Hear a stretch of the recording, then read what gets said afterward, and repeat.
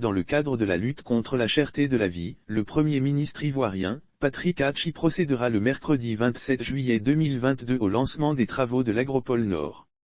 Le Premier ministre ivoirien, Patrick Hatchi est déterminé à lutter contre la cherté de la vie en Côte d'Ivoire. À l'occasion de sa récente sortie sur les antennes de la télévision ivoirienne, le chef du gouvernement avait annoncé des actions s'inscrivant dans le cadre de la lutte contre la vie chère. Cela se concrétise aujourd'hui avec l'annonce du lancement des travaux de construction de plusieurs infrastructures.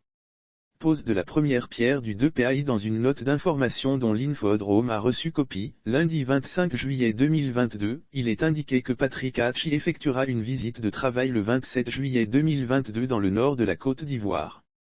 À cette occasion, le chef du gouvernement va procéder au lancement de plusieurs infrastructures importantes.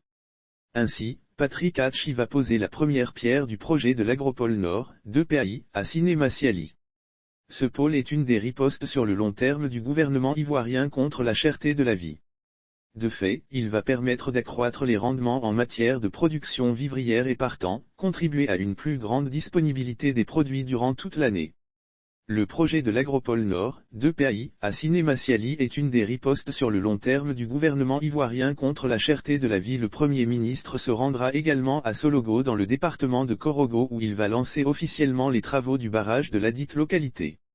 Lire aussi face aux Ivoiriens / Patrick Hatchi rassure, la cherté de la vie est un défi qu'on va surmonter. Patrick Hatchi va, par ailleurs, visiter le chantier du barrage de Solomougou. Remise de matériel aux femmes. Avant ces deux étapes, le chef du gouvernement va remettre du matériel à une coopérative de femmes productrices de karité à Korogo. La vision du gouvernement ivoirien est de moderniser l'agriculture en développant les techniques d'irrigation et les cultures de contre-saison pour mieux prendre en charge les besoins des populations. Les barrages de Sologo et Solomougou, faut-il le noter, sont des barrages hydro-agricoles. Ces travaux s'inscrivent dans la vision du gouvernement ivoirien de moderniser l'agriculture en développant notamment les techniques d'irrigation et les cultures de contre-saison pour mieux prendre en charge les besoins des populations indépendamment des saisons culturales.